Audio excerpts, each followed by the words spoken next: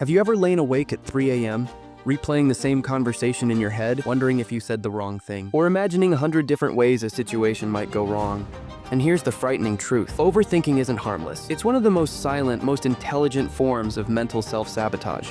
But here's the kicker. Most people don't even realize it's controlling them. Let me ask you a simple question. Are you thinking, or are your thoughts thinking you? That uncomfortable pause you just felt? That's the moment overthinking usually sneaks in. It hides under the mask of being prepared. But in reality, it's turning your brain into a prison. And in today's video, we're not just going to talk about overthinking. We're going to expose how it works behind the scenes, how it rewires your decisions, sabotages your relationships, and quietly shapes your destiny. By the end of this video, you'll see why overthinking isn't just a habit, it's a power system, and it's using you to survive. But first, we need to understand where this mental trap begins. The birth of the overthinker. Every overthinker has a first spark. It's not random. It's usually born in one of three moments. A moment when something went wrong. A moment when you were made to feel not enough. Or a moment when uncertainty hit too hard. For example, imagine being in class, raising your hand with confidence, only to have everyone laugh when you give the wrong answer. Your brain records that pain like a scar. And the next time before you speak up, it whispers, wait, what if it happens again? That whisper turns into a habit. That habit turns into a loop. And that loop becomes your default operating system. This is why overthinking isn't about being weak. It's about being hyper-aware. Your brain is trying to protect you, but in the process, it's trapping you in a cage padded with what-ifs. Here's the cruel twist. The smarter you are, the more dangerous this loop becomes. Because intelligence doesn't save you from overthinking. It gives your anxiety better arguments. And the moment your mind becomes a courtroom, your confidence is the first to be sentenced. Let's play a little game. Right now, I want you to imagine texting someone you really like.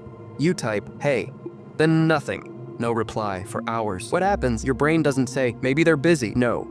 It starts a Hollywood-level psychological thriller. Did I say something wrong? Did I text too soon? Are they ignoring me on purpose? What if they never reply? One small gap in information, and your brain fills it with the darkest script possible. Because overthinking feeds on uncertainty the way fire feeds on oxygen. And here's the dangerous part. It doesn't just occupy your mind, it rewires your behavior. You delay sending messages because you fear rejection. You hesitate to apply for opportunities because you imagine failure first. You start filtering your every move, trying to be perfect before the world even reacts. That's not you being careful. That's you handing your steering wheel to a phantom driver.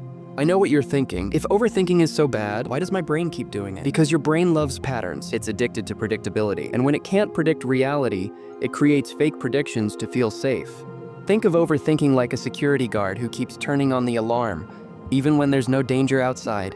Your brain mistakes control for safety, but here's the problem. This fake safety costs you real opportunities, real peace, real self-trust. Again, once overthinking convinces you that analyzing more equals being safer, you enter what psychologists call the analysis paralysis loop. You stop living and start simulating. It's like watching Netflix trailers for hours and never actually watching the movie. Most people think overthinking is just thinking too much, but it's actually made up of three hidden layers. Doubt. What if I'm wrong? Guilt. I shouldn't have done that. Fear. What if it happens again? These three layers feed each other like a toxic love triangle.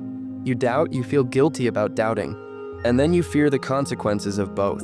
And this cycle is exhausting. But worse than exhaustion, it makes your inner voice sound like your enemy, and when your inner voice turns against you, the world outside doesn't even have to try. If you've been overthinking for months or years, here's something most people won't tell you. Overthinking doesn't just live in your thoughts. It moves into your identity.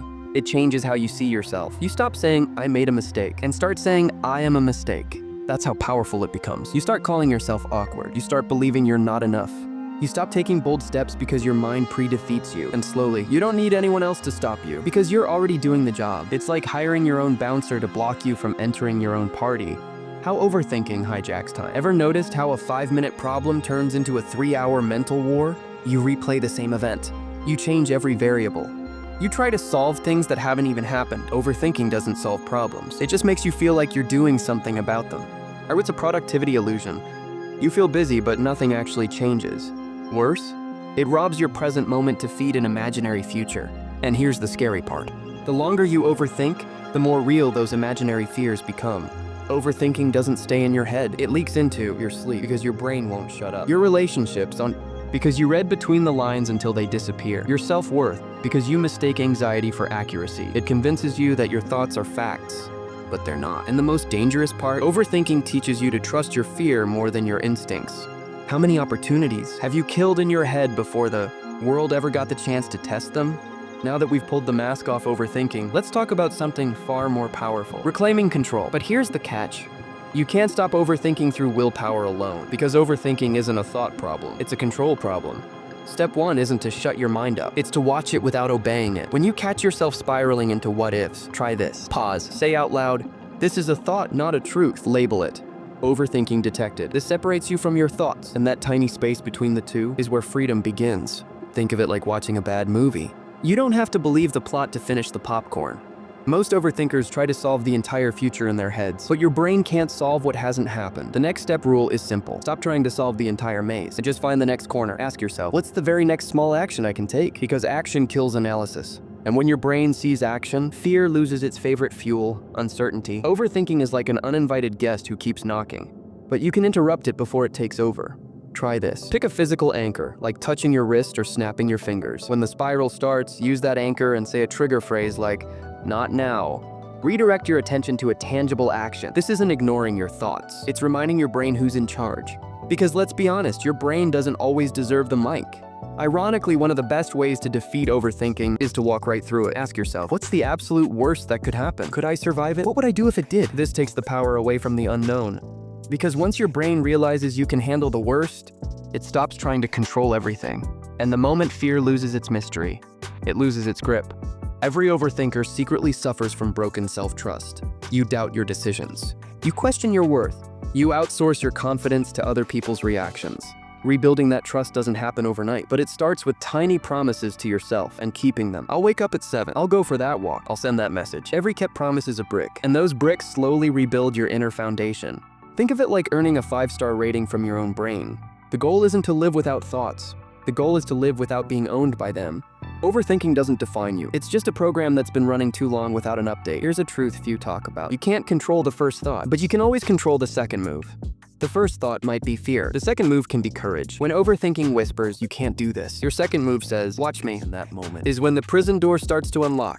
Overthinking lives in your head. Reality lives outside of it. Call a friend, go for a walk, do something physical. The more you bring your mind back to what's real, the less power the fake scenarios have. Because last time I checked, the monster under the bed was just a pair of socks. The real antidote to overthinking isn't control. It's trust. Trust that not everything needs a perfect plan. Trust that you can handle what comes. Trust that your worth isn't defined by a single mistake. Overthinking wants certainty, but life rewards courage. The version of you waiting on the other side of your thoughts is not the scared one. It's the strong one who learned to keep walking. What if I told you? Overthinking is just the first layer of a deeper psychological game.